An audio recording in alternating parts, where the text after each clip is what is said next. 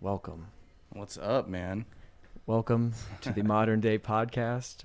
We are joined here by the legend himself, John way. Park. This is awesome. Just so you know, a little thing is popping up on the screen that says your name. Cool. Yeah.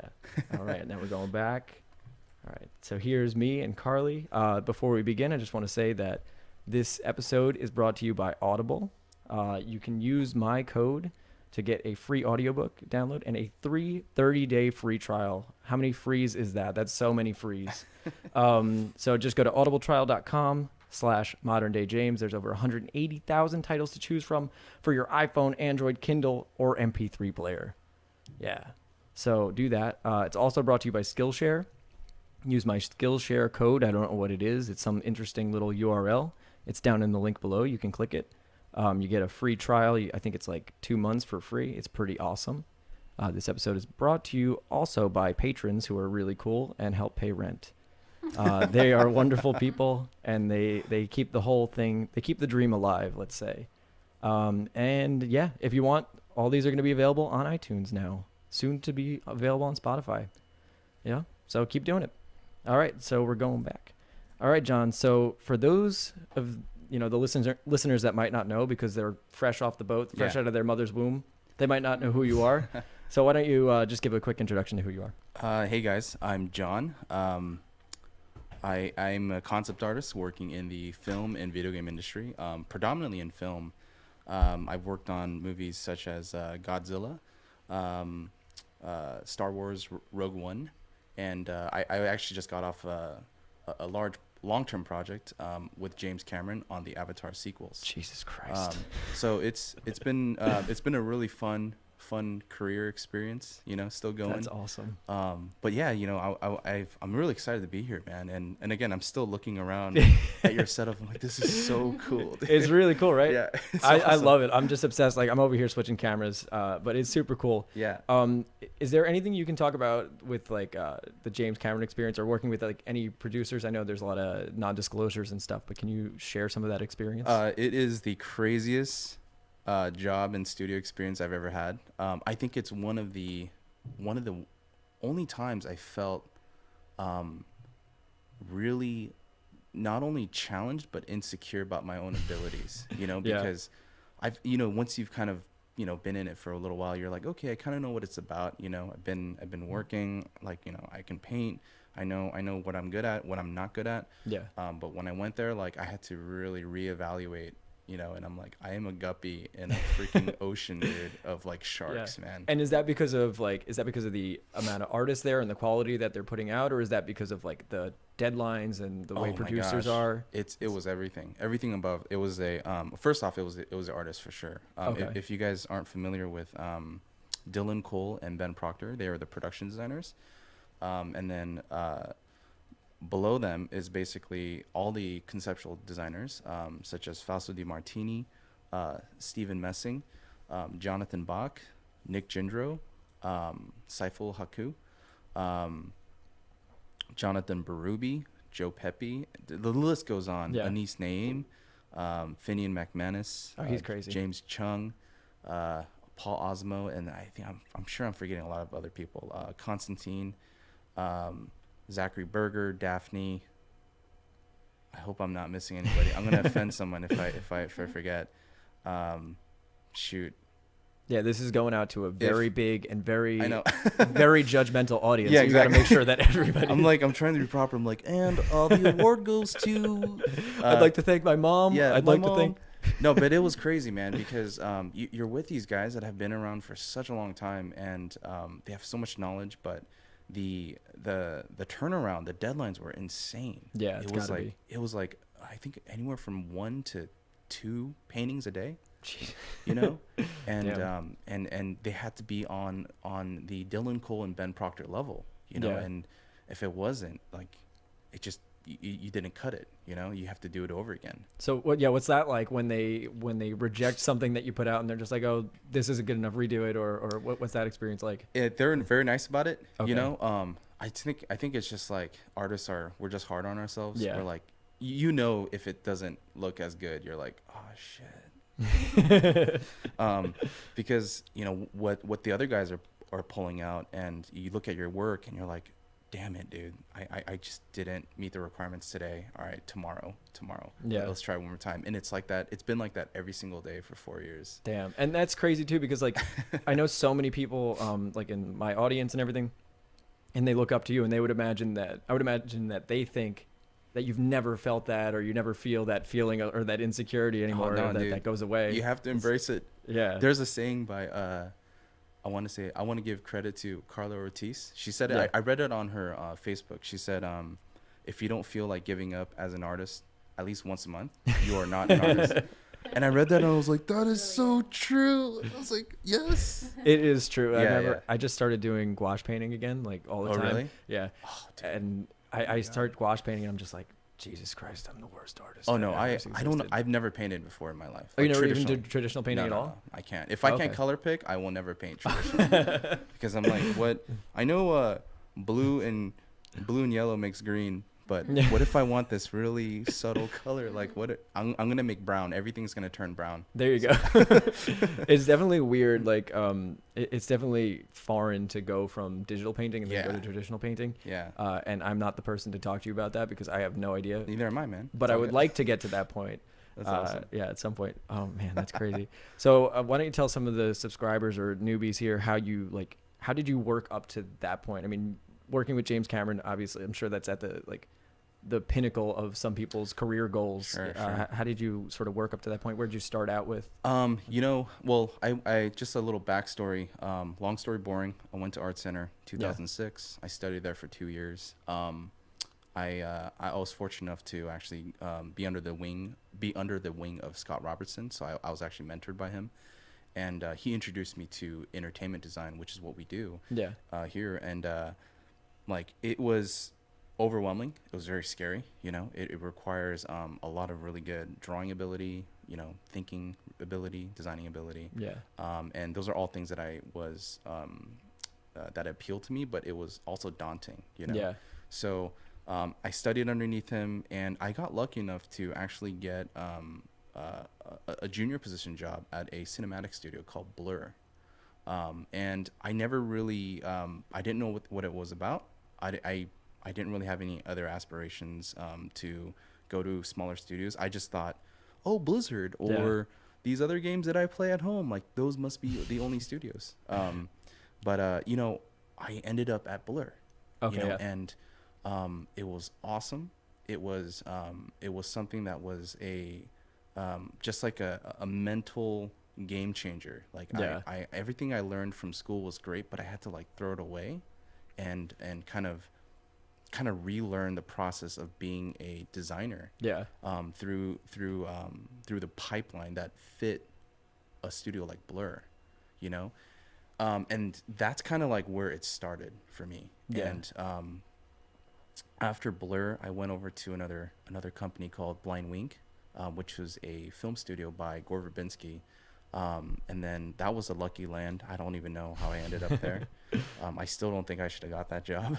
And then, and I'm trying to remember the sequence of like where I worked or who I worked with. If I were to go even further back, like when you were really young, were you drawing all the time? Was drawing something that's foreign to you? God, Is that yeah. like... Yeah. Well, I'm what you call academically just retarded. I think that's a non-PC term now, but it's okay. You can use it here on my podcast. Cool. I don't get upset. No, man, I'm horrible, man. I mean, people, my parents were ashamed. They're just like, you are, you're not the Asian that we ordered. Like, you're academically poor in every single subject. I mean, at least be good at math, and that wasn't even it either. They called me the 2.0 kid. Oh, no. I would always get like a 1.8 to 2.0 grade average. Oh. And I think because I lacked in academics, I resorted to art just because I was like, you know what? Screw it. I'm just going to draw. Yeah. And I'm going to watch The Simpsons, Ninja Turtles, Power Rangers, I think was kind of like the beginning of my generation. And I would just draw, and that's all I knew. And I didn't think that there'd be a future in it, and it wasn't until I went to a after-school art program at Art Center called Saturday High. And that's when I think I was in a junior in high school. Okay, yeah. And I was just like, let's just try it out. Fuck it, you know. Yeah. Otherwise, I'm gonna probably end up being at a community college and just get into something. You Yeah. know? I think that's a really good point though, because so many people go into or want to pursue art just because they think, oh, I'm going to get a job as an artist, or oh, I'm going to do, I don't know, I'm going to sketch for Blizzard. Right. But they right, don't right. sketch because they enjoy it. And I think that's the really crucial difference between people that I've seen that really succeed. Oh, interesting. Like, I know for me, because we were just talking earlier that I came from a music background. Yeah. I used to always just write music, and I would do it for me. I'd write music for myself. I didn't write it for anybody else. Right. Right. People that would go to school for it, they'd be studying and they'd be like, oh, I need to understand this sort of mode, or I need to understand all these things. I think when you do it for yourself, you learn more and you get a better product. I don't know if you felt something similar in art. I would say that's the you know what's interesting about that, when people say, oh, this person has talent, I don't think talent's the right word. I think passion. Yeah. Right. Because if you really love something, you're gonna take it, you know, like 10% more. Yeah. You know, you're gonna take the time to really investigate and do it for yourself rather than doing it for a job or just because it's a homework assignment, or if, you know, making it less of a chore. Yeah. And I think there's a lot of, you know, I feel like there's parallels to, like, you know, what you went through with music and what I went through with art at an early age. Yeah. The reality of it was I didn't know that this was a career. Yeah. You know what I mean? And you know, they always say starving artists, like you start to believe in that. You're like, yeah, it must be. It must be I am really hungry. Yeah. And so. Oh, sorry. We're having some technical issues. We have some Oh, really, I just heard it like falling. well, that's okay. I mean, as long as this doesn't fall forward and smack John in the face, we'll be okay. Oh, Yeah. look at that. We'll tuck it underneath this microphone. Under all right, that's We'll cool. edit that audio a little bit. Oh, sorry, everybody. Getting some technical. There we All right, go. that's cool. This That is a works. new Okay. podcast. IKEA still hasn't sent me the other desk. That's why John is sitting there in no man's Thanks, land. thanks IKEA. Oh, no. Thanks All right. IKEA. I think maybe we'll take a quick commercial break and we'll just tape that real quick. We'll be Right here. Yeah. Should yeah. I Or we can just do or it should here. we just like talk about? So We'll yeah, talk about duct tape, or do you want to talk yeah, about? duct tape is awesome, man. You know, like you can do so much with duct tape. It's really a great And, product. yeah, dude. Beautiful. But you know what's crazy though is I don't think people know that you can make a living doing this stuff when you're studying in high school. No, know what you I mean? don't. Mm-hmm. Because they don't really teach you this stuff. I You know don't what think mean? they know. The teachers know either. I don't think they realize that like you can be a pretty successful artist. I mean, just in my own experience alone, of I found so many different avenues with like the podcasting, with Right. YouTube, and I can only imagine you know having Brainstorm and everything. It's like there's so many different ways that you can Right. monetize it. And I mean, you know, I would say like concept art is probably more categorized as a commercial. You are a commercial designer. Yeah. You know, we're drawing and designing for end product and not for a piece of artwork or painting to be hung on a wall. Yeah. You know, and I think I had to kind of break that that understanding or that perception of like what art meant. And that's kind of like when I really got into the industry, you know. I was like, oh shoot, you can actually work for TV, you know, or like movies. I'm like, live action movies, like you wouldn't really think that they'd need artists, you know what I mean? Yeah. On like a more of a layman understanding, you think, oh, they have actors, you know, really pretty actors or actresses, you know, and the director just has a script and it's just like, just go, right? Yeah. But they have a lot of designs and artwork that is developed, Yeah. you know, behind the scenes, like they do about 2 to 3 years of development. It's Damn. insane. Yeah, especially the Yeah. movies nowadays, like the any of the comic book movies or anything like that. I mean, some of the titles you talked about. Especially with all the CG and stuff. Yeah, Yeah, and I'm for sure you're experiencing that. It's getting even more. There's more demand for concept artists nowadays. Yeah, absolutely. Yeah. Anyways, what else should we talk about? I kind of lost my train of thought. I'm like, yeah. And that's it. And now the podcast is over. Thanks for tuning in. I have a question. How long did it take you, or what was you mentioned switching from doing artwork for yourself, or not necessarily switching, but going from creating artwork for yourself and then having to do it commercially for somebody else or for a product. How is that? How do you balance that, or how do you mentally accept the fact that your work is not yours anymore? Right. Sorry, I'm getting like this crazy phone call. Oh, all right. Well, we'll switch over to here. I mean, we can do a mid-roll ad right now, just so you know, okay. guys. This is brought to you by Audible.com. Just the listeners of the Modern Day Podcast. Audible is offering a free audiobook download with a free 30-day free trial. How many frees can I say? How many frees can I fit into this? They're giving you the opportunity, and I'm giving you the opportunity physically, sitting here in my chair at home. I'm giving you the opportunity to check out their service. You probably didn't know about Audible.com because because Amazon is obviously a very subtle company. Not too many people have heard of it. A small artisanal blend brand. Mom and pop shop. It's a little mom and pop shop. Amazon. They just So I would say if you haven't heard of Amazon or Audible, an Amazon company, check them out. Download that stuff. Head over to Skillshare if you want. And as far as patrons, you guys keep the show alive. What do you say? Can I go in depth about Skillshare? Oh, you can go in depth about Skillshare. Let's go Can you back hear to me Skillshare. live? Yeah. Okay, Here, move a little closer Skillshare though. is really cool. And if you're gonna do anything, I would say go to Skillshare because it's great. You can listen to the Foundation novels on Audible. First of all, we're having a little bit of a competition between our sponsors We right have now. to see who can sell it better. I want to see who loves the Modern Day Podcast a bit more. Well, we got some interesting questions. John does have a Patreon, just so you guys know, if he wants to plug that at some point. But you should head over to his Patreon. I know when I was learning, I was watching all his Gumroad videos, and then now I have him sitting in front of me. That's what happens if you watch enough Gumroad videos. That person will manifest themselves in front of you. So keep practicing, everybody. Sorry about that. My wife was like, I think I forgot to tell her that I was at the podcast. She's like, where did you go? You disappeared. What happened? Yeah. No, that's okay. That's okay. Someone says these commercials are weird. These commercials are weird. Hey, they're not weird. They're the best commercials ever. Anyway, so I had asked what it's like divorcing yourself of creating artwork for yourself and sort of doing it for a company versus for yourself. Right. That's a really good question. Damn. How would I answer that? Do you ever think about it that way, or is it just you still feel like it's for yourself because people get to know who you are and they I think I forgot what it was like kind of making that transition.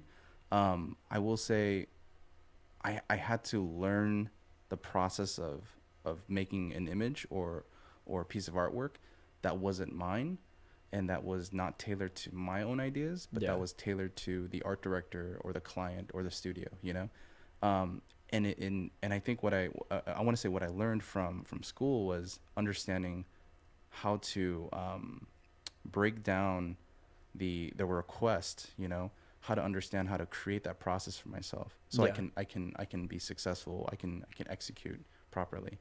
That took a while, and I think now I'm just kind of used to that. Okay. And when what's kind of sad too is when I make artwork for myself, my brain is still like in this work mode, like, all right, so when does it need to get done? What is the goal? And I'm like, dude, I don't think anyone should make artwork that way, man. That's one of the weird blends I think of becoming a professional artist is that you take your hobby and then I always say you turn it into a jobby. Yeah. So it's like it stops.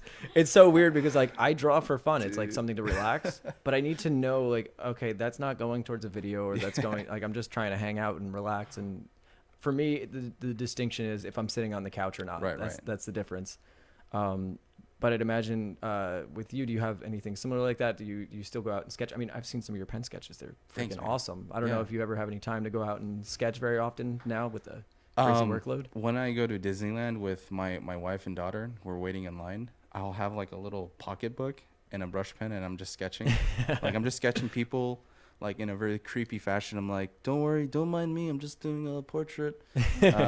But I again, like even when I'm sketching, I feel like a part of me, I'm still thinking about how this can translate to work, which is kind of messed up. I feel like I have to get out of that frame of thought at some point. It is really challenging. I'm sure, Yeah. Carly can attest that I'm always thinking about work and it's like one of those things that you just have to try to get out of your head. Maybe, I don't know. Sometimes it's subtle because it's such a big part of your life that like, I'm not sure if you're talking about work or just like personal art. Yeah, I don't know. It like meshes into It's all all blends. meshing into one. Yeah. And yeah, it even makes it hard for me to socialize too. Cause I'm like, yeah, let's just talk, let's just shoot the shit, man. And I'm talking about work. I'm like, this is not good. Well, that's why you got to start a podcast, because then you can sit here and then you can turn your socializing and chatting into Yeah. work, and then it works out great, and then you get little sponsors and it works out really nicely. That's cool, man. Yeah.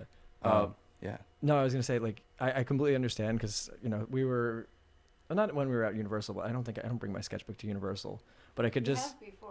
I have, yeah, and you like I Well, for dressed as wizards, so Yeah. it's kind of interesting. Yeah. for me, I have to set up a time. It's like, all right, I'm definitely not going to be doing any work at that point, and just kind of making sure that I don't do that.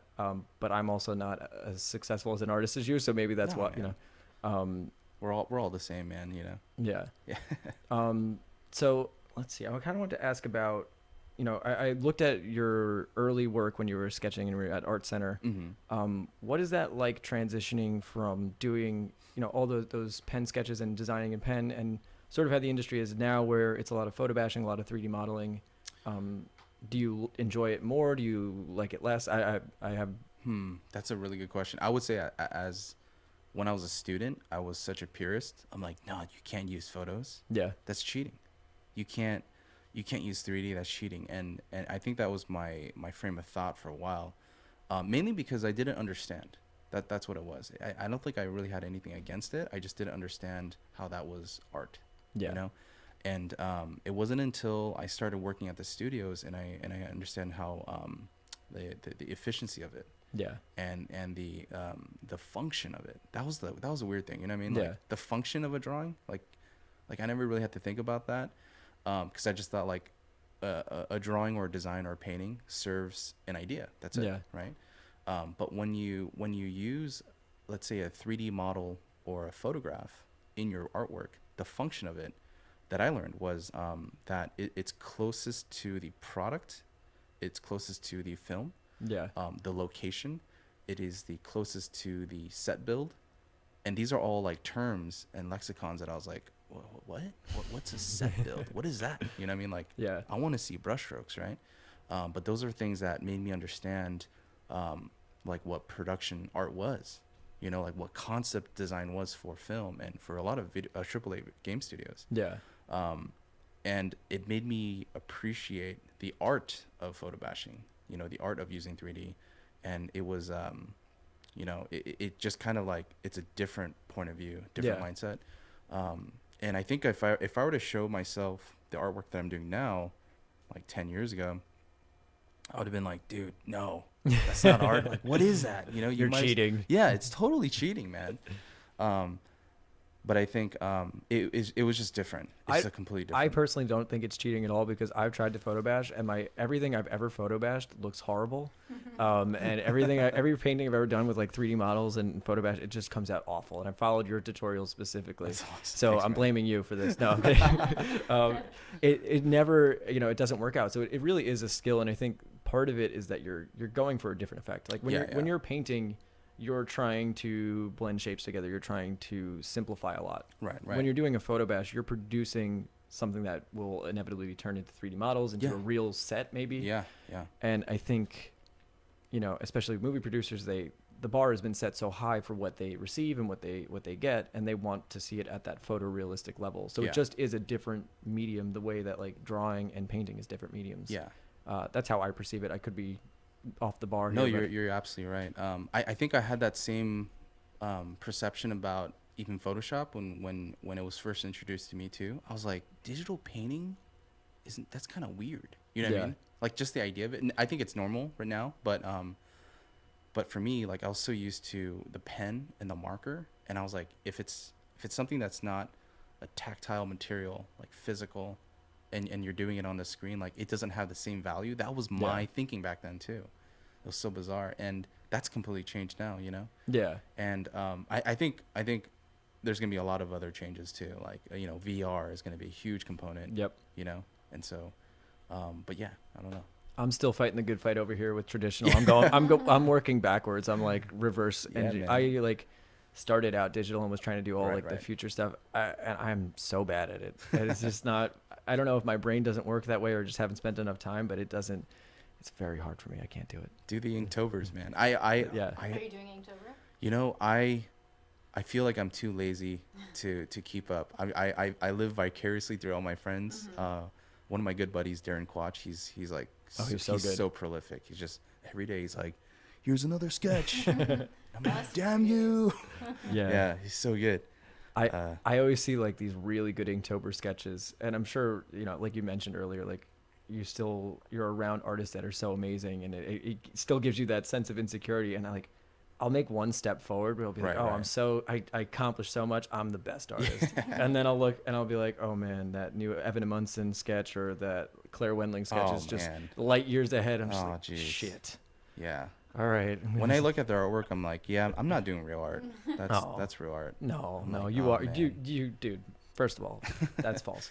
Second, I like those are two of my favorite artists. They're amazing, but like, it's serving different purposes. And, Yeah, and yeah, from what I've absolutely. heard Evan Munson talk about, you know, he doesn't do. I don't think he does too much. He does more illustration work than Right. movie sets. I mean, something I try to explain to people on the channel is like, imagine that if you're working on a movie and you're like, all right, well, I'll get that environment design done in like 2 months. Just I have to oil paint the whole thing. It's like they're not gonna Right. be like they're gonna be like, get the fuck out of here. What are Yeah, you doing? Right.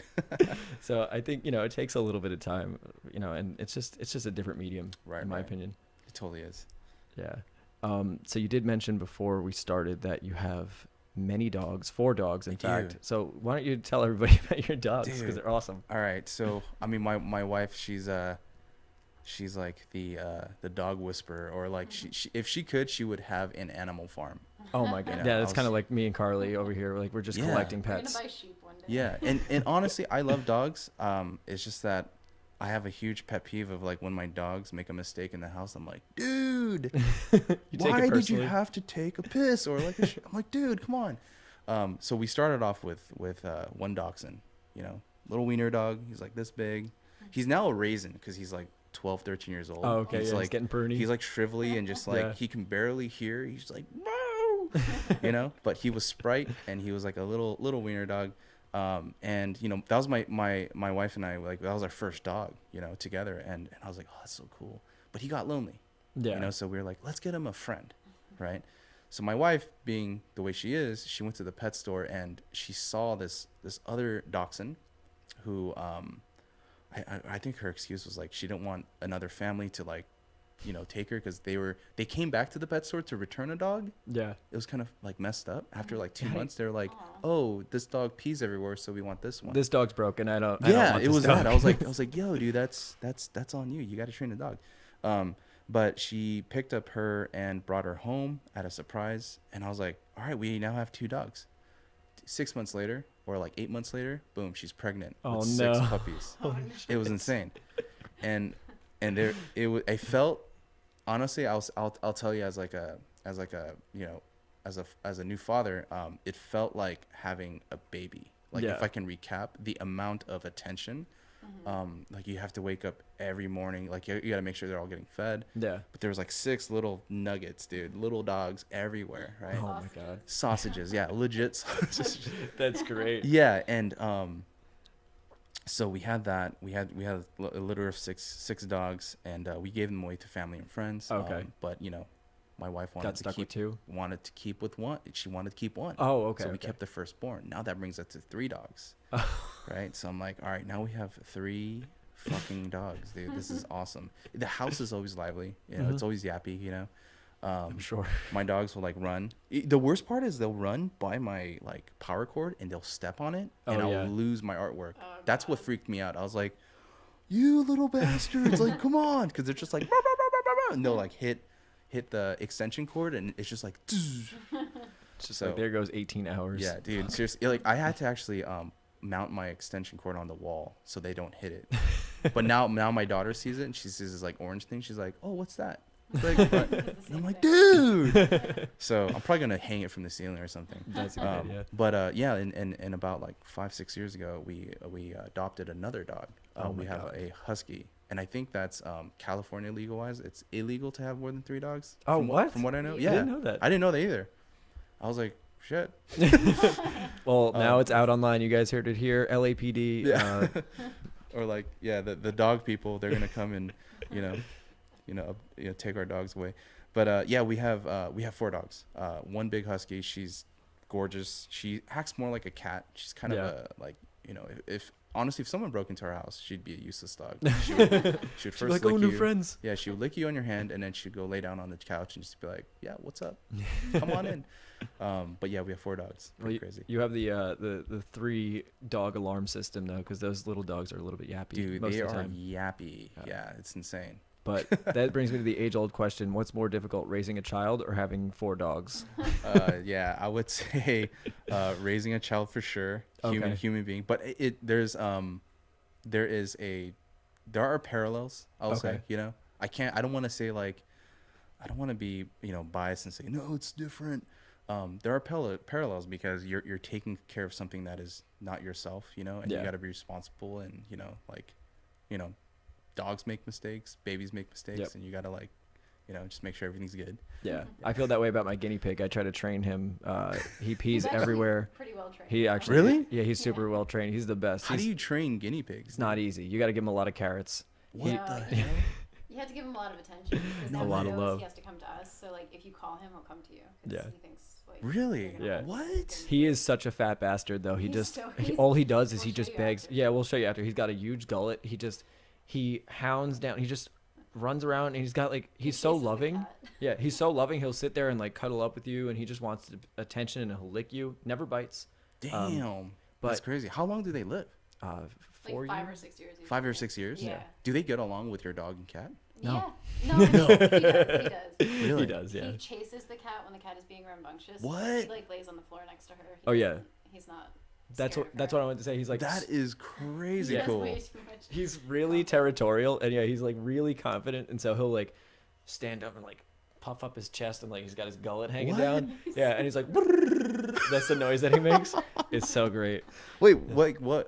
A guinea pig, is it closer to a hamster? They're Like- Like like a big fat hamster. It's like a big fat hamster, right? hardy hamster. Really? yeah, imagine if you took a What? hamster and That's you crazy. if you took a hamster and bred it with a potato, and that's what a guinea pig looks like. I always thought a guinea pig was a mixture of like a mouse and a rabbit had Oh, baby. okay. I don't know. I was just yeah, like, it is kinda yeah, like that. you I look can like see a it. rabbit, but you look like a mouse. Like, Yeah. it's bizarre. I'm like, what are you, man? Oh man. It's like a Furry platypus, potato. dude. Did Yeah. you know that platypuses are tiny? What? Yeah, they're like this big. I didn't know Oh, that. I thought they were big. I always saw like cartoons. I thought they of were. I thought they were like big creatures, right? Like a beaver or Yeah. something. Yeah. But they're like cute and tiny. Aw. I'm mostly just terrified by their Apparently poison they're venomous. toes. Dude, Yeah. they are super venomous. What the I didn't know that. There's like a stinger in the back of its foot, Yeah. and it can jack you up, man. It's got a poison toe. Yeah. yeah, Yeah. it's so insane. somebody needs to make a superhero called the Poison Toe or something. Yeah. And It's just a platypus. just a stupid platypus. But yeah, he's fucking the guinea pig is That's so crazy. funny. And like I have a little papoose for him that we can carry him around with. Yeah, And so when we take the dog for the walk, she goes for one walk a month. That's it. No. 3 walks a day. When we take Margot for the walk, we bring the guinea pig in a papoose, and it's the That's most awesome. fun thing. that's awesome. Man. Oh man. Yeah. Yeah. Are there any like? Should we answer any like basic art questions? Oh. There were a couple that people asked. Oh, I really? wanted to- All right. There's a lot. Yeah. Let's So do it. Nothing else to talk about. So the one that I get all the time is what brush do you use? And as we both know, there's one single brush that makes you a good artist. And Yeah. if you don't use that brush, you're Yeah. a terrible artist, right? Yeah. Yeah. Yeah, Okay. You, It's you need impossible. you need this one brush. It's a custom chalk brush that I have. If you don't have it, you cannot do good paintings like Yeah. like Jamie Jones or You never Craig will. Mullins. Yeah, you need this one brush. Well, is it in the JP brush set that you Yeah, it have is. on- Yeah. Yeah. Just purchase it on Gumroad. I'm totally messing with you, man. I mean, yeah, I think we were talking before, 'cause, you know, the tools don't really make a difference. You know, it's really what you do with it. Yeah. It's you can use just like a round brush or a pencil or you know, a pocket, you know, brush pen. But I think starting out, because even when I was a student, like, you wanted to aspire to be like a certain artist, you wanted all those tools, you know. Yeah. So why not? Why Yeah. not just try to get it? And so I remember I was a hoarder, dude. I had about like 400 brushes, and I still think I have like 200 on my tool preset, Yeah. and I probably only use like 10. But it's this weird mentality. It's like Pokemon. Like, Yeah. I have You're to collecting. catch them all.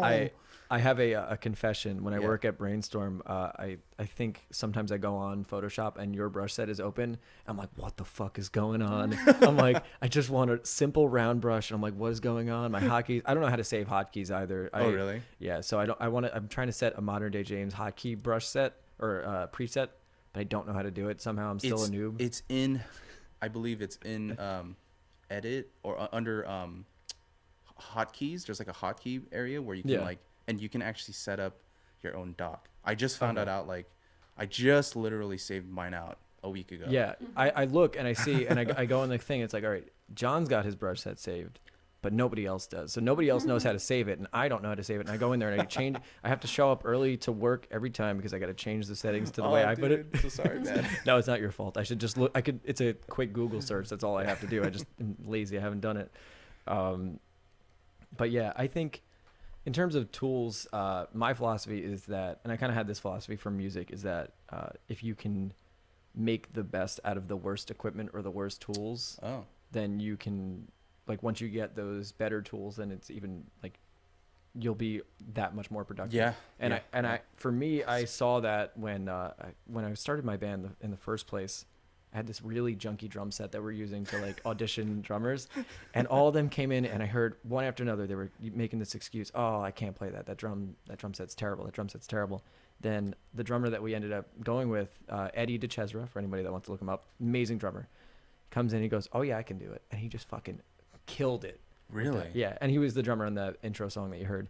It would have been badass if he had like a paint bucket and he's just like, going off on it. That's like the Blue Man Group. Yeah.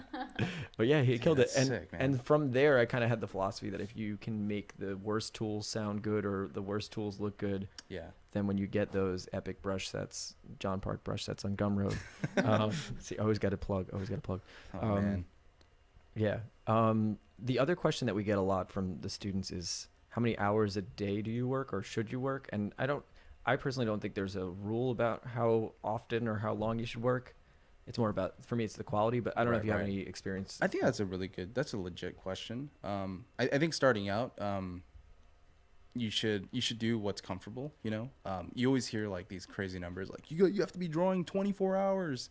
You know, I'm like, that's not possible. Way to just die. Yeah, it's like all right. I think I got acclimated. Okay. I want to say that's the right way of saying it. Is I got acclimated to working 10 to maybe 12 hours per day. But I think starting out, you know, dedicating at least 2 hours of drawing is solid. You know, Okay. but consistency is one of the things that I learned. I felt like if you can make it a habit, right? Yeah. Just draw 2 hours, call it a day, and do it again tomorrow, right? Is far more effective than trying to like power through and just be like, I want to draw for 12 hours because that's what James Murphy does. That's what all these guys Sometimes do. I do that. You know, and I think it's great, but then it's a double-edged sword because, like, you know, if you're starting out, you know, you might want to take a break after that. You're like, dude, I'm burnt out. I don't want to do that again. That was rough. And then you might not draw for like another week, maybe 2 weeks, right? So you effectively lose like, you know, 7 to 14 days.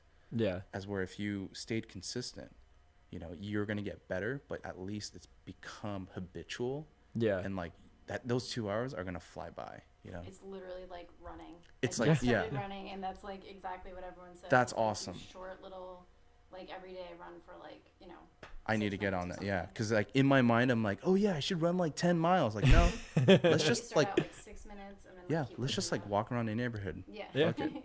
You don't even run. Don't lift your legs up too much. Yeah. Just walk Just around. sit Just on Let's the walk sidewalk. to the refrigerator. yeah. And Well, I think that might be counterintuitive. Yeah, exactly. If you're walking to the refrigerator, you Let's- you jog over to McDonald's, and Yeah. then you get yourself a Happy Meal, and then come back. Yeah. Oh my god. One of the questions that a lot of people ask is about going to like a regular 4-year art school, Uh-huh. like getting a degree in art versus being self-taught. What do you think about that? That's a pretty good question as well. All right, so I went to Art Center. That's what I just like, you know, that was what was drilled into my head. That's what I knew. I was like, if you're gonna get a job, you need a degree, right? So the general understanding is like, go to a 4-year college, get a degree, get a job, right? For most jobs, most industries, it's like that. It really is like that.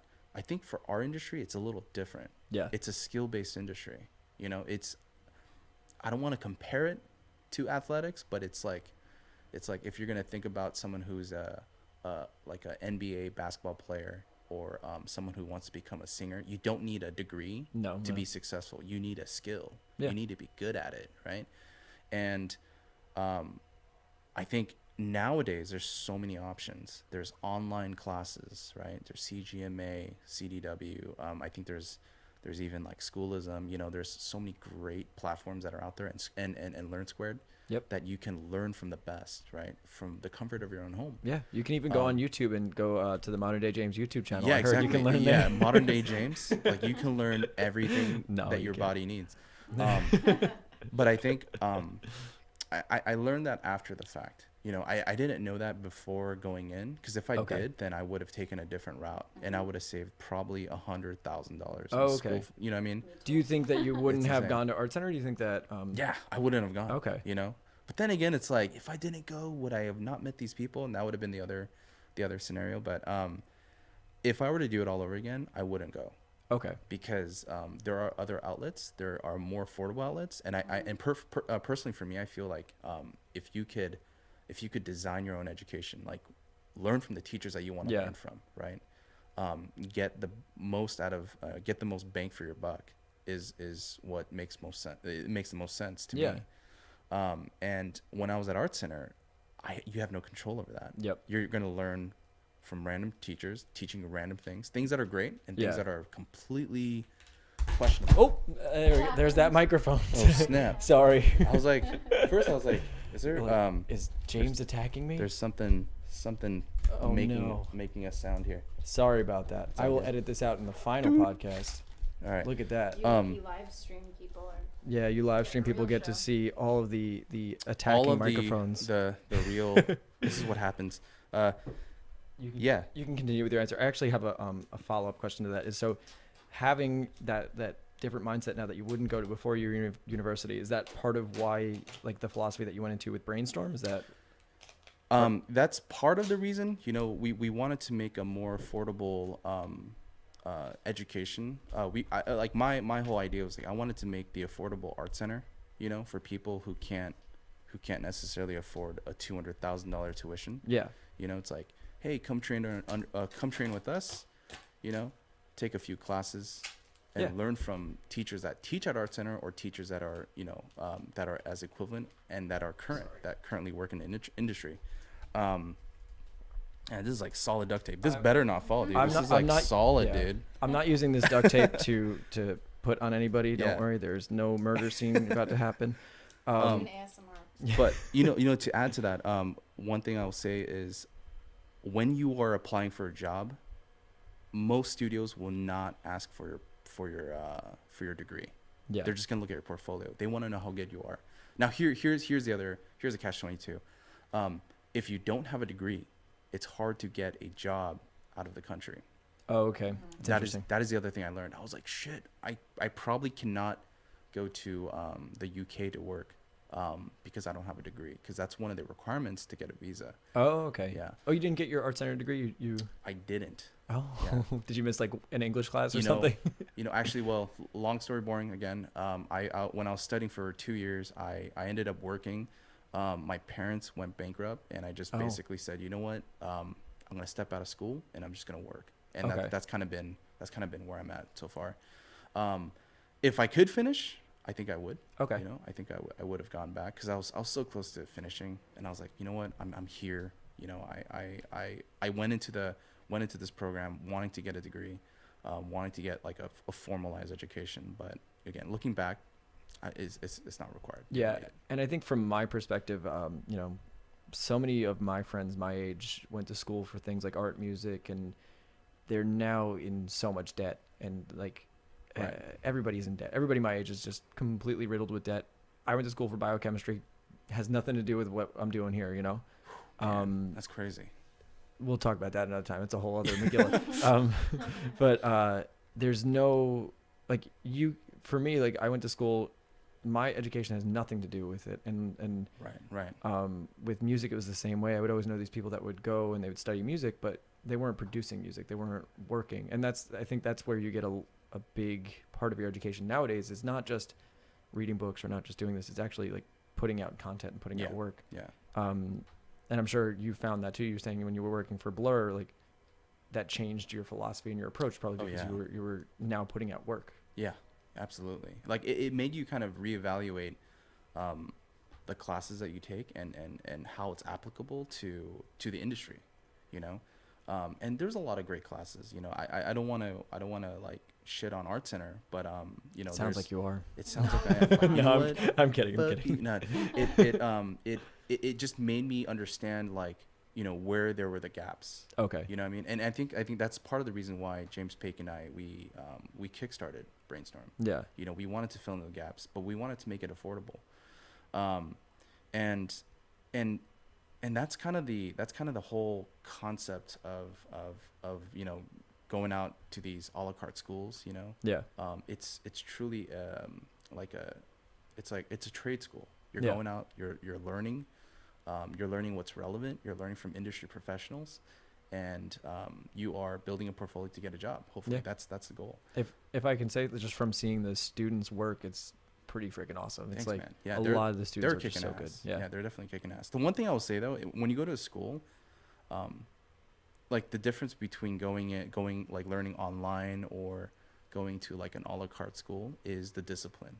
Yeah. You know what I mean? Because it's not graded. You don't feel the pressure. You're like, well, you know, I don't really feel like it. I want to watch, you know, the last episode on Game of Thrones. You know, it's Or like, anime. Fuck it, or anime, Yeah. right?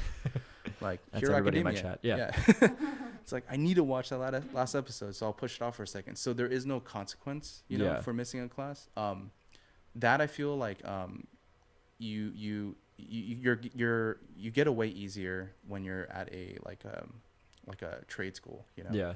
But at Art Center, you're held accountable. Like, Okay. or other institutions, you are held accountable. You know, like you're gonna get graded, and if you fail, you flunk the class, right? Okay. So I feel like there is that component. So it's kind of like, it's like I wish, you know, there's a way to create more discipline. But you know, if you're gonna learn on your own, you have Yeah. to be pretty self-disciplined. Yeah, I think in general, in my experience, because for art, I mostly did everything just reading books and studying online. That's awesome, man. I think you really have to just sort of have that own, like your own motivation. And that's part of, I think one of my flaws as a teacher at Brainstorm is that I don't really feel like I enforce the rules too much in the classroom, Right, where it's like, I don't really I don't really create any penalties for not doing the full assignment but you told me that you made somebody cry during a critique, so I want to ask about that. Let's delve into that. How did name drop them every? No, okay, you don't have to do that.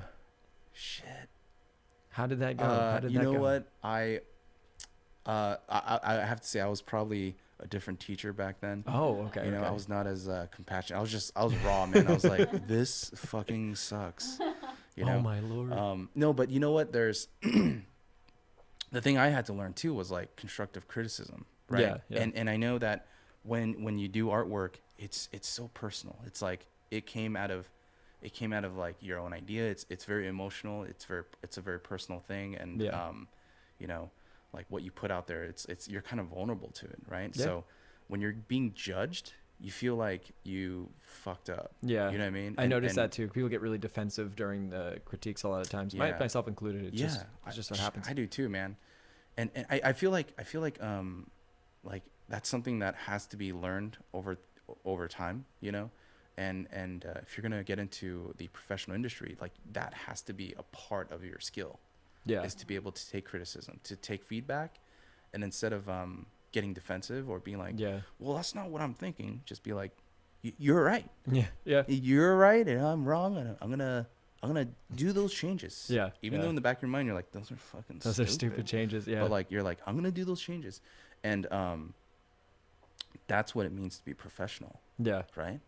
And I think if we were doing fine arts, it's okay to be subjective. It's okay to have people have their opinions. You don't even have to do artwork. You don't have to to do fine artwork. arts. You Yeah. can just like throw some shit on a wall and then just. I don't understand it. I wish I had a better understanding of fine arts fine arts world. I was planning on doing a tutorial on how to do modern art, or like, That's avant-garde art. That's awesome. And it was gonna start out. I was gonna be like, all right, here, put the paper down, and we're done. And then and that's it, and just like move the paper like, away. fold the corner, dude. I have to tell you a story. Yeah. I was when I was at community college. This is before I got into art center. I was taking a art 101 class. It was a requirement for me to take the other core classes. And the teacher, I can tell he had like a fine arts background. Really awesome guy, but he looked kind of crazy, like crazy hair. Just came in. He looked like an orchestrator. Like he had like this jacket that had like these wings or something on the back, like hanging off. Yeah, like a tuxedo, like old school suede. It was always suede and it was maroon, dude. I woke up late for class and it was midterms. So I was like rushing and I just shoved my artwork. I folded it in half, shoved it in my backpack, and I ran. And everyone was presenting. I snuck in and I pulled it out of my bag and I tacked it up. Here's the bad part. It was folded, right? There's fucking creases everywhere. I was like, I am going to fail this class and I cannot take the other classes. This is going to fucking suck, dude. Yeah. Right? And so the teacher, he makes his rounds and he goes up to my artwork and he goes, this is brilliant. The juxtaposition, like, this is great. The contrast of something beautiful, yet there's an urbanness to it. Like it looks like you just didn't care about what medium it was on. Did you find this paper in a recycle bin? And he was being legit. Oh, like, man. He thought I did it purposely, and I had to bullshit. I was like, I did. Yeah. I did. How did you know that crease? Oh my god. That physical crease feeds into the 2D composition, and it like tells a story. Oh my lord. Because in the back of my brain, I was like, I need a fucking pass, dude. If I don't pass, this is gonna be bad. Yeah, dude. Oh god, so lame. I think that stuff is so funny. Yeah, I don't know if Carly wants to share, but she has a pretty funny story about doing critiques at Do you want to share it, or do you not want to talk about it? Just because you know that. It's important because critiquing is. Come closer to the microphone, also. Oh, can you hear me? Yeah, you're just a little bit louder. Critiques are like important, I guess. But I went to Potsdam. Oh and, wow. It was fine. Did you study illustration, fine arts? I did painting. Oh wow. Yeah, that's painting awesome. and art history. But then I ended up transferring to textile design anyway. But so I was in like their art club and we were doing critiques, and all the upperclassmen were like giving critiques and like giving the younger students like shit for not actually like contributing. Mm-hmm. And one of my friends was an upperclassman and she like showed her painting, and I had like a very simple critique. It wasn't even like I know saying what it was. anything bad about her art. It was like, add a specular highlight, just like a white dot on something Yeah. that was reflective. That was like Really? maybe you said when you told me the story, it was like, oh, maybe you could just add like a highlight there to show that it's reflective. Yeah. Yeah, because it was like no depth. It was like super flat and like super muddy, and it looks like she just like was painting wet on wet and not like taking her time, but it was like supposed to look like there was more detail to it and more like value, and like she rushed it, and I could tell, and I was like, you literally, like, if you just put like a little highlight on like some of the little seeds in your fruit, like it'll look more like interesting. Wow. And all of a sudden everyone like blew up at me, and they're What? like, how dare you, that's her personal style. And I've seen her other paintings, it was not her personal style. They blew up at me. Yeah. I was banned from the club. No way. Yeah, like I was. Dude. They got so mad, and I was like, Yeah. you guys forced me to critique, and I thought that was like a valid, like helpful critique. You don't have to do what I say. It's just a critique. And, like, And that's why you So don't go to now- a 4-year art university. that's, Holy yeah, because that's the type of Yeah. mentality. But I think Yo, everyone just that needs to is get comfortable with getting critiques. Crazy. If it helps, like, you can keep a notebook, write down the critiques that people give. Like, don't say anything to them. Just like write them down, put it in a notebook, throw it away. You Go know, back to it a couple days later when you're less like. if I can chime in, I feel like that's objective and it's like really constructive. Yeah. It works really well. I feel like that fits in entertainment design. That fits in our field, right? Yeah. I feel like maybe for fine arts, like it's very touchy-feely, subjective, you know, like maybe like that's such a great feedback. Like it's crazy She that also they reacted didn't that have way. to listen to me if she didn't like it. So. She'd That's be the other thing. No thanks, Carly. Yeah. I kind of like it flat. Instead, she got like her upperclassmen posse to like kick me out of Damn. Oh the my god. I was heartbroken. I was like, You should have just been like, all right, I get it. Everything's made out of clay. yeah. It's I just- transferred out the next year. Shit, and had that's to leave the crazy, school. dude. Wow. Yeah, it's so Blacklisted crazy. at Potsdam. That's nuts, man. Yeah. Oh man. not entirely related, but it just popped into my head because I'm looking at the chat and the chat Yeah. goes crazy all the time. Something that always comes up is the difference between illustration and design. And I think we kind of touched on a little bit how, well, you can put your take on it. I don't want to put words in your mouth. That's a really, oh man, that's a really good topic. I actually talked about that 2 days ago with my students. The difference between illustration and design, and where does concept art fit, right? Illustration, obviously, like it takes on a lot of traditional painting principles, drawing principles. More lean towards illustration and fine arts. Design, on the other spectrum, it comes from industrial design, right? It comes from problem solving and designing something for a consumer, for use. And entertainment design falls right in the middle.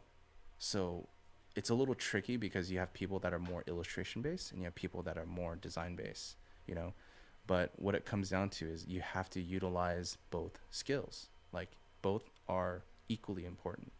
I honestly don't know where I'm going with this. That's okay. That's literally what was on my mind. I'm like, yeah, you need to learn both. But I would say, the difference between the two in the industry for working in films and games is that, if you're more illustration heavy, the way you are going to serve or the way you're going to help on a team or project is going to be more on the marketing art. Okay. You know what I mean? Like for box covers, for posters, for big splash images to kind of inspire the team. On the design side, what I would call production design, you're actually helping, you're contributing more to the pipeline, to the day to day. When you're coming up with a drawing or design, that's intended to be developed so that it can be translated or it can be handed off to a 3D modeler, and a 3D modeler has to interpret your drawings, right? And then that goes into to texture, and then it goes into the engine, and it ends up being on the game. Yeah. Right. So depending on like where you lean, like you as a designer, you as a concept artist, you're gonna have a different impact. You're gonna have a different role in the studio, right? And so for like day to day, a lot of those final illustrations that we see on like ArtStation and stuff, those like really, really detailed pictures. What is your day to day like? Are you producing images like that and you're spending a week? Are you doing more just loose sketching? Are you, because I think that's a big misconception too, is what the job actually entails. Okay, I would say for a studio, like if you're working at a studio full time, your day to day is, taking out fires, right? So you're going to be asked to do about 1 to 3 designs in a day, right? So, and I'm not necessarily speaking for like my past experience on Avatar, because that's kind of a different scenario, but for like a game studio, you're going to be asked to design certain assets, and they need to be done at the end of the day, right? So if you think about what's more economical, is doing a painting the quickest way, or is doing a drawing, right? Or doing something monochromatic, and usually doing the drawing or monochromatic is faster. Yeah, that's all it is. Of course, we all want to paint. It just takes too much time. That's all. I don't want to paint. I give up on painting. But if I could, in a perfect world, if I can paint, yeah. But if I can paint as fast as I draw, I would paint for sure. But it all comes down to time. What is more economical? And honestly, even the studio heads, like the art directors and the producers, they're gonna say the same thing. Like, hey, we can't have you spend 3 days or to a week on a painting because we need to get this thing done in about 5 hours. What's the quickest way? And that's usually through a form of drawing or black and white painting sketch. Yeah. And I think if you think about the number of assets that are in any video game that you play, like I recently just played Bloodborne again, like there's crates, there's everything there's so much detail and there's so many assets, and you really need to it has to be economical about how they spend time. So another good question is from the audience there is, how do you prepare a portfolio for that sort of thing? Is it going to be more paintings? Is it going to be more sketches? So again, good question, solid question. I would say for what is required in your portfolio, make sure you have a lot of production drawings. Okay, they can range from line art to black and white paintings. Okay, but they can't just be pretty pictures. They have to be kind of the boring stuff too. Yeah, like designing a door, designing chairs, designing statues. Things that you would see in a video game, right? Yeah. If it's a character, then think about it in terms of like designing random characters, you know, like those NPCs. NPCs, yeah, designing NPCs, right? Or designing little critters and stuff like that. And then you want to fulfill the other side of your portfolio of doing something that's more colorful, more painted, right? And that's kind of how you kind of fulfill the range, Okay. you know, or have the whole spectrum. And now here's the reason why it's important to have both, is that when an art director looks at your portfolio or when they evaluate it, they're going to look at your drawings because, one, you can draw. Two, it serves day-to-day purposes. Yeah. Right. But three, when your drawings are clear, they know that they can hand it off to a 3D modeler to interpret. Yep. Right. So it's perfect. Then they're going to say, okay, can you paint? What's the reason for painting? Is that a 3D modeler doesn't have the same color sense as a concept artist. Yep. They might, but generally they're going to want to just build stuff and sculpt stuff out, right? They're going to lean on us to kind of have some sort of color art direction. They're going to look at our painting and say, okay, the shirt is red. Yep. Those boots are shiny. The necklace has a certain specular highlight, so I'm going to use these textures and these shaders to kind of match your painting, right? So that's the function that it has. So you kind of need, you know, the full range. Yeah. Yeah. And I think that's the part that I see that's absent a lot is like, it seems like everybody's striving to get those really finished photo bashy pieces. And it's like, I don't think that's where everybody's mind I should honestly be. blame social media for that. I think so, you know? yeah. Here's the thing. Doing drawings are not sexy and you don't get a lot of likes. That's all it is. Yeah. Right? But that's not what's going to Hey, get you the job. Hey, look at the doors I made this week. That's like, it's honestly not going to get you the job. And honestly, I would say if I didn't go to school, if I didn't have this knowledge, I wouldn't know either. I would be in the same boat with everybody. I'm like, well, you should do this really epic image because that's what I see on Facebook. That's what my favorite artists do. Here's the thing, man. When you do like these really pretty images, a lot of professionals that post up beautiful paintings, it's for yourself or it's kind of promote, you know, your high skill. Yeah, which is yeah, painting, exactly. You know, and when you get the recognition and everyone likes it, it's like, oh, dude, those likes and stuff, response from the community make you feel pretty good. You're like, damn, I feel great, you know. But if you put out stuff that looks like work, like line drawings or orthographics or turnarounds, you're not going to get that same attention. They're going to say, ew, what is that? That's gross. You know what I mean? And it's going to go from hundreds of likes to like maybe 10 or 12. Yeah. Right. And so that's why it's not attractive to put that stuff out there, but it is attractive and it's necessary to have in your portfolio. It's attractive to the people that are actually going to be hiring you, which is really important. Yeah. Yeah. And that was, I mean, even for me, it was interesting because I got into, you know, I got the job from Brainstorm through YouTube. So it was still a mystery to me when I showed up. I was like, wait, you actually do line drawings professionally? I didn't realize that was a thing. I was like, oh, dude, when I saw your YouTube channel, I totally fanboyed. I was actually a creeper. I was like watching and tuning in. I'm like, this guy's good. This guy's really, really Thank good. you. No, man, I feel that what the awareness that you're bringing is very nutritious and it's a necessity. It's awesome. It's too lopsided right now. Everyone's getting into like the heavy digital painting stuff. It's needed. Don't get me wrong, but the other stuff is needed just as equally. Awesome. Yeah. I'm glad I'm on the holy path here. The reason why is not because I don't like painting. Well, I don't like doing it, as I've said multiple times.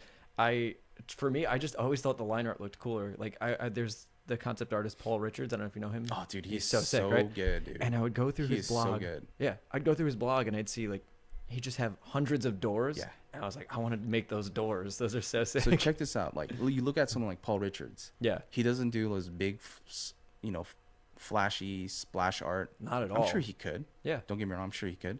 But when you look at his work, you instantly think, dude, this guy thinks. This guy has hundreds, if not thousands of ideas pouring through his head every single second. Yeah. Right? That's what you're going to get hired for, man. Yeah. You know?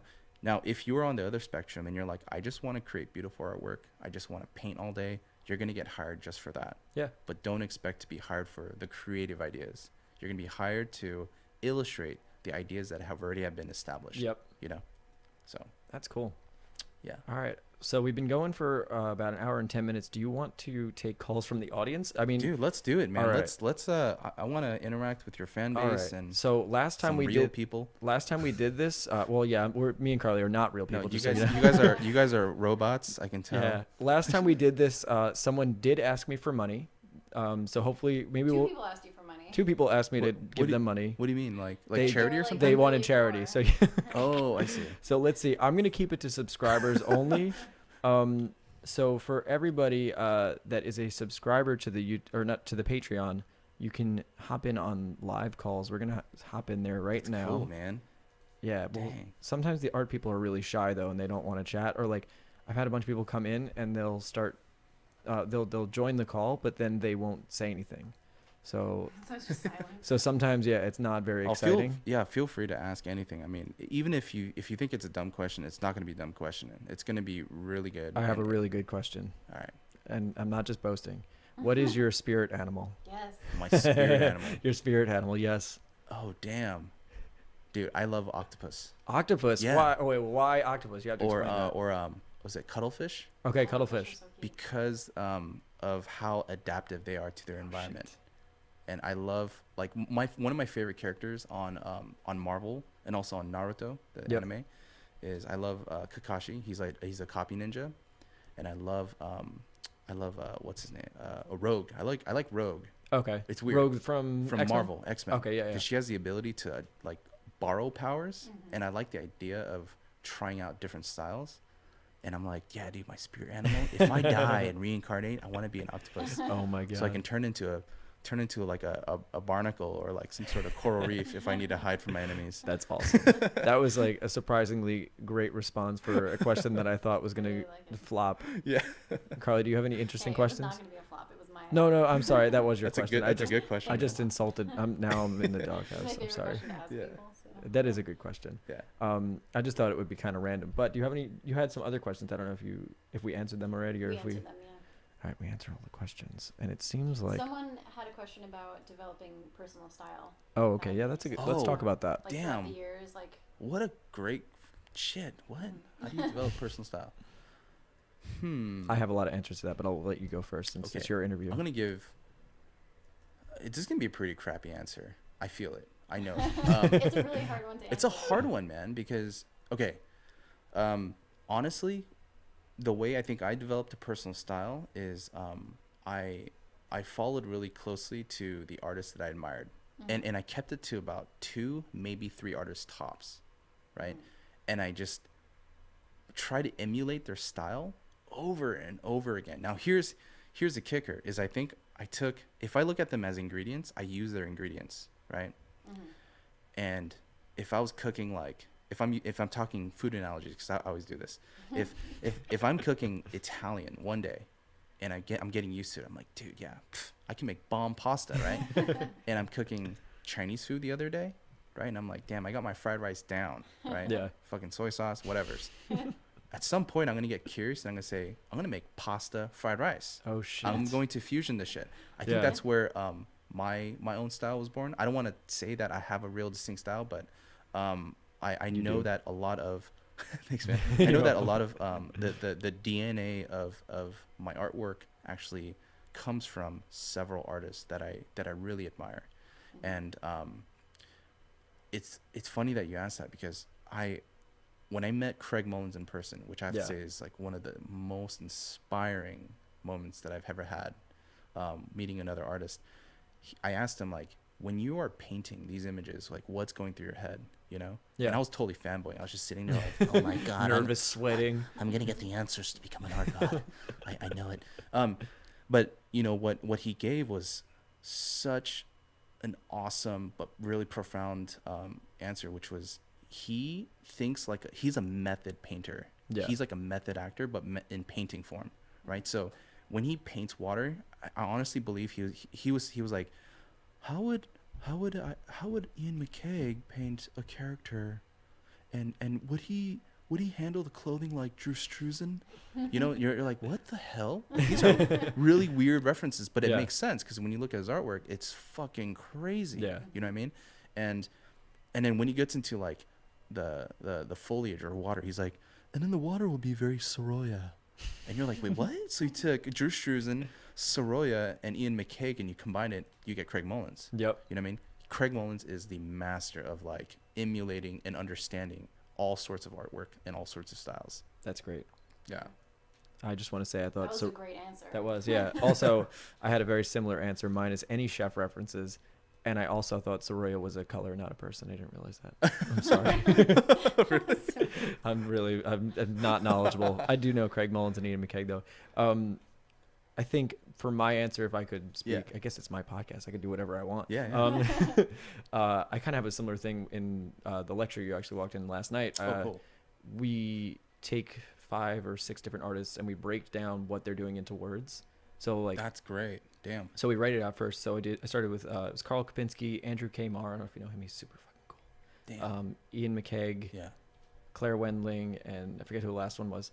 But we write, okay, they use a soft edge here. They use these shapes. They use whatever. And then we That's try dope. to draw the same subject in each of those 5 different styles. That's cool. And it worked out really well. That's kind of how I study it, and it helps me a lot. That makes sense. I feel like there's a lot of similarities to what we're saying there. And you know, like if you were to take styles, it almost feels like even like martial arts or singing styles too. Yep. Like if you're a musician, and if you kind of like sample Yeah. these other styles, you're gonna get something from it. Yeah, exactly. You know, and I think shit, try it out. You know, Yeah. if you're used to drawing a certain way, try drawing. You know, Claire Wendling style. Yeah. Her drawings are gorgeous. Yeah, I mean that fucks with me too because I always draw in just line Yeah. for the most part, and then I started trying to draw like Ian McKeag where it's really loose and then you're blocking in shadow shapes, Yeah, which is kind of like drawing like a painter. Right.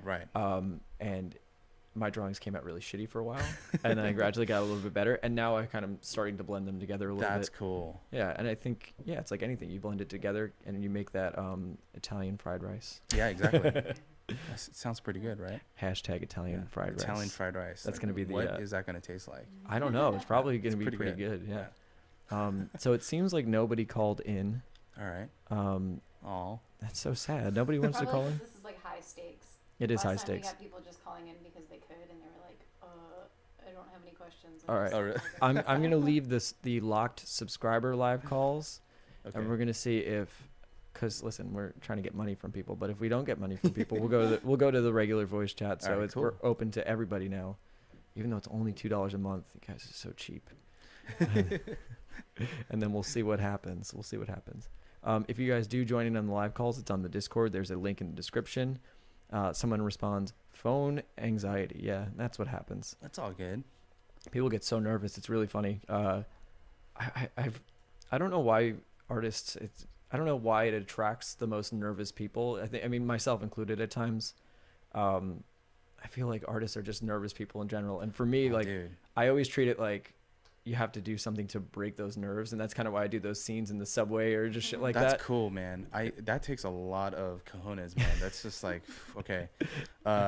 I think it has to do with the fact that we're really like reclusive creatures, man. We're indoors all day. Like you're in your own room. Like I am socially horrible. Like I feel like when I'm hanging out with my friends, like I almost don't know how to hang out with normal people. Yeah.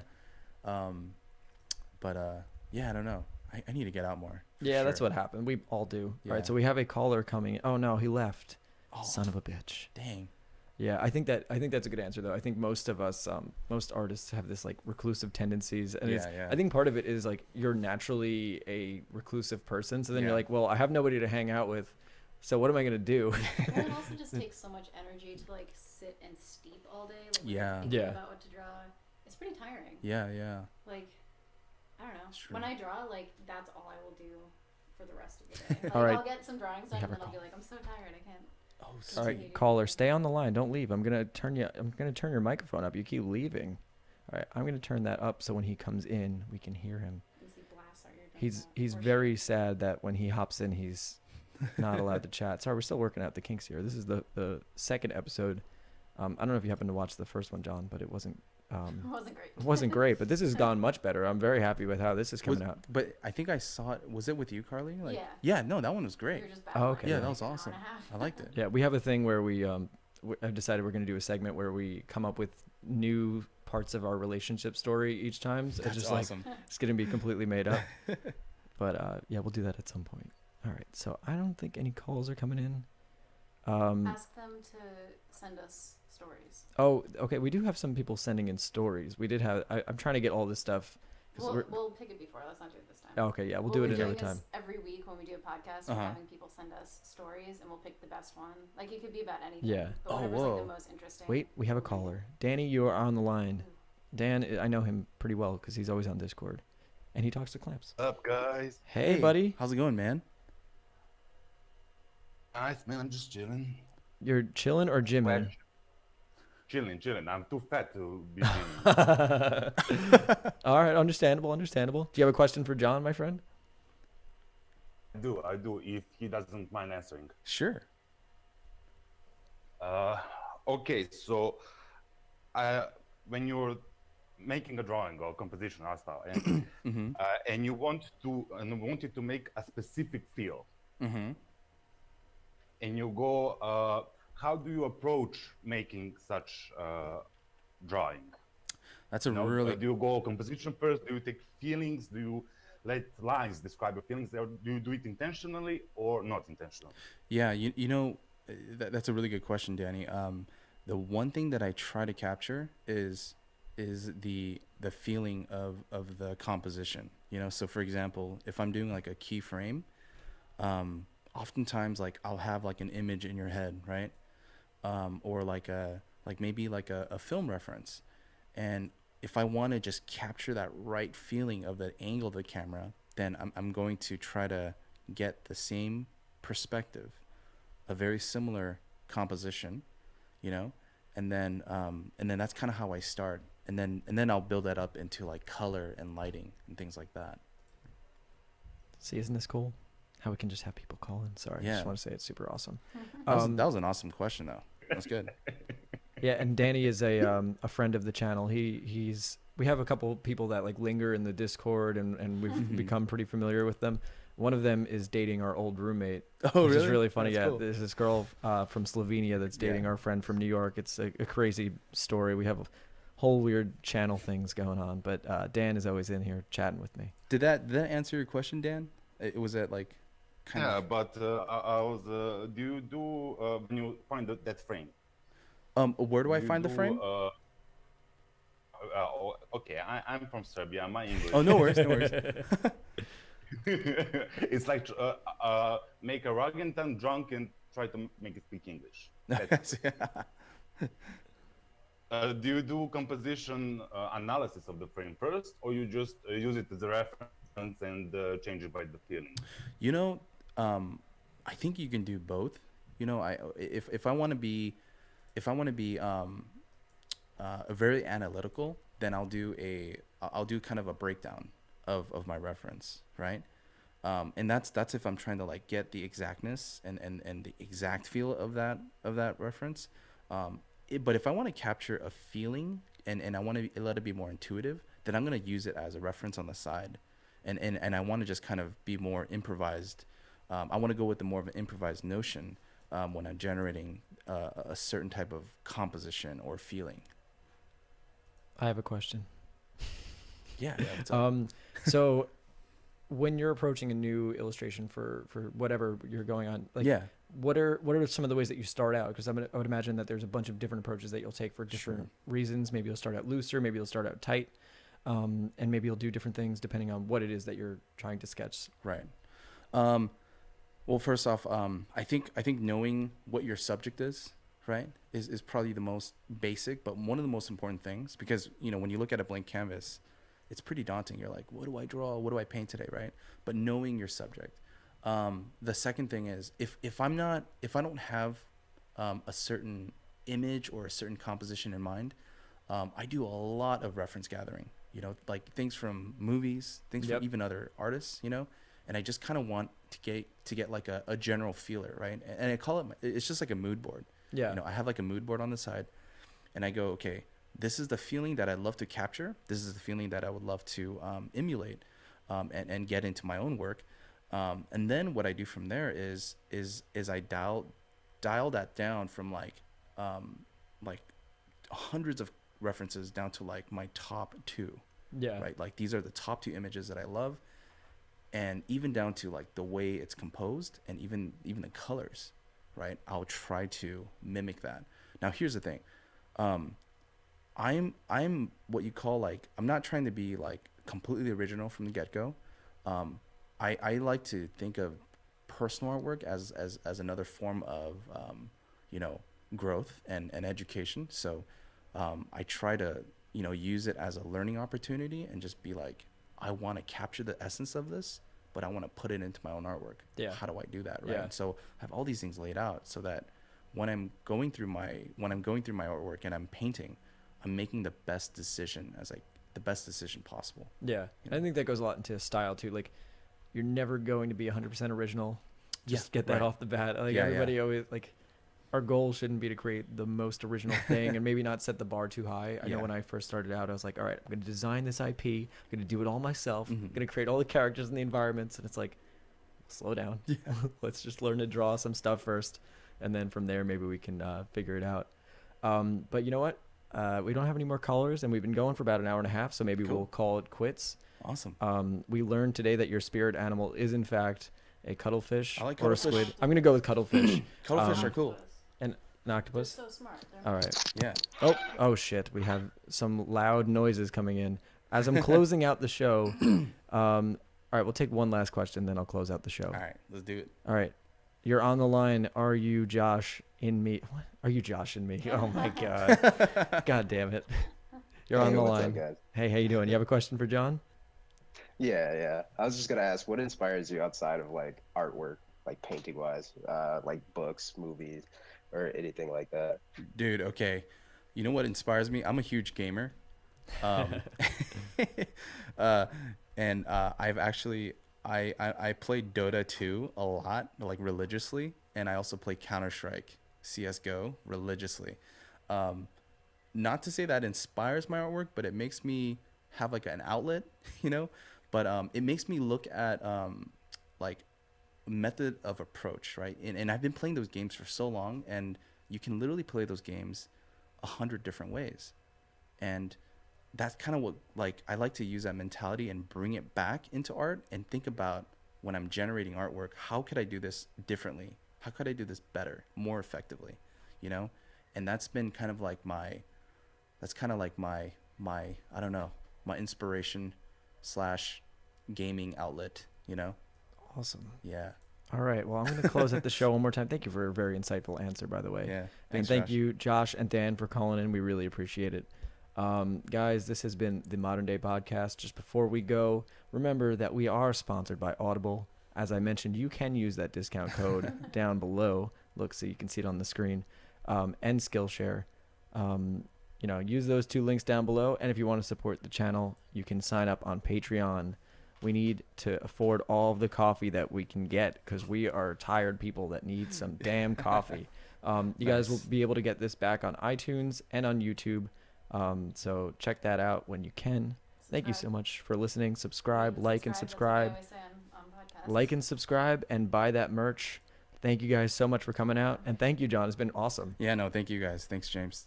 Thank you. Thanks, Carly. This is awesome. I'm still like looking at your material, like all the stuff. I'm All like, the this duct is tape.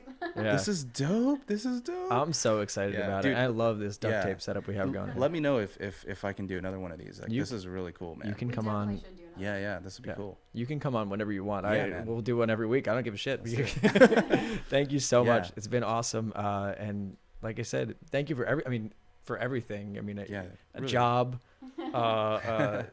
living here in California, like everything. You just helped me out so much, and I really just appreciate it. Dude, likewise, man. I mean, you were a huge part of Brainstorm, and actually, I don't know if this is like a shameless plug, but when you came on, we actually we decided to expand, and we're now out in Rancho Cucamonga, and so if anyone's out there, just come by, say hi. Awesome. But thank you for being a part of the community and part of the school, and it's honestly, it's been an honor. I love it. And you know what? I just want to ask one more thing, or not even ask, just say, can we talk about the online thing at all, or is that? Yes, we could. Yeah. I don't think we can get into specifics, but James, you're going to be joining us on our online mentorship program at Brainstorm. We're going to be launching that spring of 2019. We're still kind of, getting all the information up and ready.